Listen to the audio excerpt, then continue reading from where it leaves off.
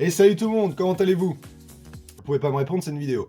Du coup, on est là pour parler de Form Stars, le jeu est sorti depuis maintenant 2 semaines. Qu'est-ce qu'il y a comme nouveauté? Qu'est-ce qui est sorti depuis? Quels sont les events? Que va-t-il se passer? On va analyser tout ça ensemble et aussi voir l'état actuel du jeu.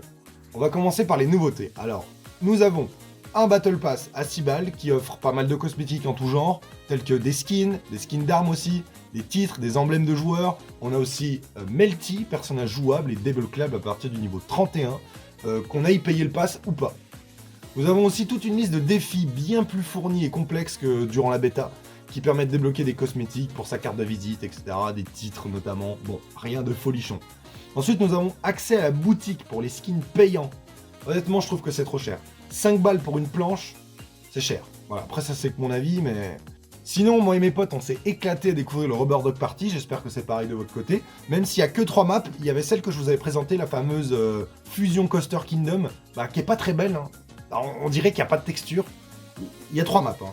Il y a 2 villes, une un peu dans les fontaines et une un peu classique, et les deux sont très bien. Par contre, le Fusion Coaster Kingdom, je suis désolé, mais il n'y a pas de texture au sol. Il n'y a rien, c'est des carrés tout noirs, il n'y a rien. Quand on a testé avec les potes, on s'est dit, on dirait une map test, on dirait pas une vraie carte. On dirait que c'est juste pour essayer le jeu. Je trouve ça ultra dommage. Mais sinon, le mode en lui-même est cool. Le seul truc que je pourrais reprocher, c'est pourquoi le point il fait cette taille, hein, et le payload il fait cette taille.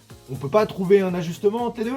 Sinon j'enchaîne, hein, vu qu'on a joué à fond pendant une semaine avec les potes, j'en profite pour vous montrer ça. On est tombé sur un glitch sur Whiskey Diner, donc en Happy Bass Survival. Un des joueurs s'est retrouvé hors map avec une raise. Voilà, c'est très marrant, c'est très marrant. Oh what the fuck, il est au-dessus de la map. Je vois pas. Ok, mais il est là. Ah ouais. What the fuck. Comment t'as fait? Et maintenant, on va parler de l'apparition du mode solo. Donc il y a effectivement un mode solo qui consiste à flinguer des monstres de mousse tout en découvrant l'histoire et le caractère du personnage qu'on joue. C'est sympa pour découvrir. L'histoire, les dialogues et les musiques mettent l'ambiance, mais le gameplay est plat et sec. On s'emmerde. Voilà, donc heureusement qu'il y a l'histoire et que c'est bien travaillé, parce que si c'était juste flinguer des monstres en mousse, c'est chaud.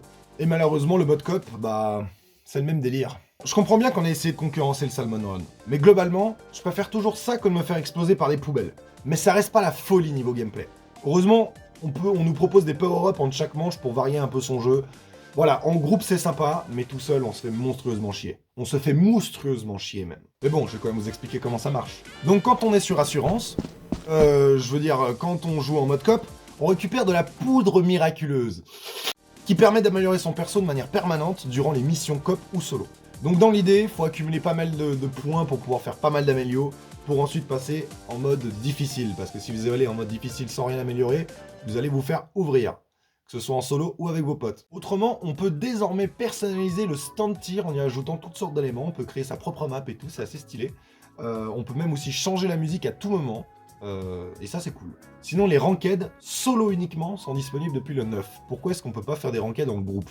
Je comprends pas pourquoi ils ont pas mis ça encore en ligne. Également, ils ont prévu de nous faire des events tous les vendredis. Les Extreme Party Challenge, soit les modes de jeu temporaires, font partie de ces fameux events qui sont tous les vendredis. Ils appellent ça les vendredis délire. Ouais, alors c'est bien, mais pourquoi faire des events aussi courts? Faites des trucs plus larges, faites des saisons plus grandes, pareil pour les ranked que j'ai parlé tout à l'heure. C'est là que 2 semaines, hein. 14 jours de ranked, après c'est fini la saison. C'est un peu court, hein. Un tout petit peu trop court. Ok, maintenant niveau équilibrage. Pour commencer, Soa, l'ulti de Soa a été nerfé, l'inertie est plus forte, et les dégâts ont été réduits par rapport à la bêta. On a aussi le sort de la torréfaction instantanée du baristador, qui peut être maintenant enclenché en l'air, ce qui permet de faire un point sur le sol, un peu à la jet de justice. Pareil d'ailleurs pour les sorts de Melty, la promo Choupi, qui a été modifiée de façon à ce que ce soit plus simple d'utilisation, la dispersion des missiles fonctionne différemment. Et pour le mode Smash the Star, si le star player est jeté dans le vide, il perdra que un quart de ses points de vie. Donc ce n'est plus aussi fort qu'avant, et heureusement. Maintenant, j'aimerais parler un peu avec vous de cette fameuse mécanique des atouts qui nous avait été annoncée 2 jours avant la sortie du jeu, qui permet en fait d'avoir des atouts sur son personnage, un avantage pour les parties multijoueurs. Alors tout d'abord, comment ça marche? Vous gagnez des gemmes toutes les 5 niveaux. Vous gagnez 25 gemmes de puissance. Ces gemmes sont indisponibles à l'achat. Vous devez jouer pour en gagner. En sachant qu'à chaque fois que vous gagnez un niveau, une fois que vous êtes max dans le Battle Pass, que vous l'ayez payé ou pas, hein, vous obtiendrez de toute façon 3 gemmes en plus. Donc pour résumer, tous les 5 niveaux t'as 25 gemmes, et tous les 3 niveaux au-delà du niveau max du Battle Pass, tu gagnes 3 gemmes en plus. Donc ça va vite, et surtout c'est accessible à tous. Tu n'as pas besoin de payer pour en avoir. Donc comment ça marche concrètement? Vous choisissez votre forme star, vous dépensez 1, 2 ou 3 gemmes en fonction de l'emplacement qui va vous permettre d'avoir un atout aléatoire. Vous ne choisissez pas ce que vous avez, vous choisissez un truc au bol, parmi la liste qui se trouve à droite. Une fois que tout est tracé, eh ben vous ne pourrez plus les réobtenir. Donc dans l'idée, tu dois payer en boucle le premier slot, parce que c'est le moins cher, jusqu'à obtenir un truc intéressant, et ensuite payer les slots suivants. Donc on paye d'abord le premier, parce que ça coûte que une gemme. Donc rayez de la liste toutes les merdes que vous ne voulez pas, jusqu'à obtenir un S qui vous intéresse dans le premier slot. Et ensuite vous faites pareil pour le deuxième et le troisième, jusqu'à avoir les 3 atouts convoités. C'est accessible à tous, et t'as pas besoin de payer pour en avoir. Et ça c'est bien. Mais est-ce qu'on peut en dire autant pour l'équilibrage que ça apporte au jeu? Eh ben moi je pense que oui, parce que les atouts sont pas trop pétés en soi. Cependant, j'ai remarqué qu'il y avait déjà une tendance, et déjà des atouts qui commençaient à devenir méta. Par exemple, l'atout qui permet de régénérer sa vie plus rapidement hors combat, c'est déjà très très utilisé. Et pareil, moi je regarde sur mes personnages, qu'est-ce que j'ai mis à chaque fois? Rechargement des talents, vie plus vite, donc globalement, voilà. Après je ferai une vidéo propre pour vous parler tranquillement de tous les effets des atouts et leur comparaison. Parce que là, comme ça, on est encore en train d'apprendre, le jeu est sorti il y a même pas 2 semaines, on est encore en train d'apprendre. Il y a des atouts, je ne sais même pas encore à quoi ça sert, comme ça ou ça. Ça sert à quoi? Il n'y a pas de description. Genre, sauvetage glissé, est-ce que ça sert à ce qu'on puisse me raise et que je gagne plus de vie? Est-ce que ça sert à ce que je raise quelqu'un et que cette personne a plus de vie? Non. Alors à quoi ça sert? Donc il n'y a pas de description, ça c'est bien dommage. Petit détail, on ne peut pas avoir plusieurs fois le même atout. On ne peut pas avoir vitesse plus, vitesse plus, vitesse plus. Ça, c'est pas possible. On doit prendre vitesse plus et 2 autres choses à côté. Donc ça, c'est bien. Ça permet de pas prendre 3 fois le même truc et faire toute ta strat sur un seul atout. Et ça, c'est bien. Parce que sinon, je pense qu'on prendrait tous vitesse et hauteur des sauts à fond et on serait des kangourous sur le terrain. Donc tant mieux que c'est pas fait comme ça. Et pour finir, j'aimerais prendre le temps quand même de parler des différences entre la PS4 et la PS5 parce que les deux versions du jeu, il y a quelques diffs. Par exemple, sur la PS4, on a les cinématiques qui lag, on a des freezes pendant les parties, des chargements un peu plus longs, mais ça c'est normal, un anti-aliasing un peu moins fort, mais bon, ça, on peut s'y attendre aussi. Le jeu reste quand même beau, mais pas assez fluide, parce qu'il tourne en 30 FPS. Et ça c'est chaud, parce que sur PS5, il est en 60. Et c'est vrai que Formstars en 30, surtout si t'as des petits freezes, c'est pas quand même la joie hein, sur PS4. Et maintenant, on va parler des derniers points négatifs, les connexions. Et globalement, je sens que je vais me faire des ennemis en disant ça, mais on dirait les connexions de la Switch, sans déconner. En tout cas, les serveurs Europe, ça crache une fois sur 4. Faut attendre entre 3 et 8 minutes pour trouver une partie, c'est n'importe quoi. Le matchmaking, il est complètement pété. Petite parenthèse, pendant le montage de la vidéo, il y a le patch 1.04 qui est sorti, qui ajoute pas grand chose malheureusement, mais on va voir ça ensemble. Les ranked parties ont été modifiés de façon à avoir plus souvent du Smash the Star que les 2 autres modes de jeu. Jet Justice a été buffé de manière à être un peu moins le perso le plus sec du jeu, on va pas se mentir.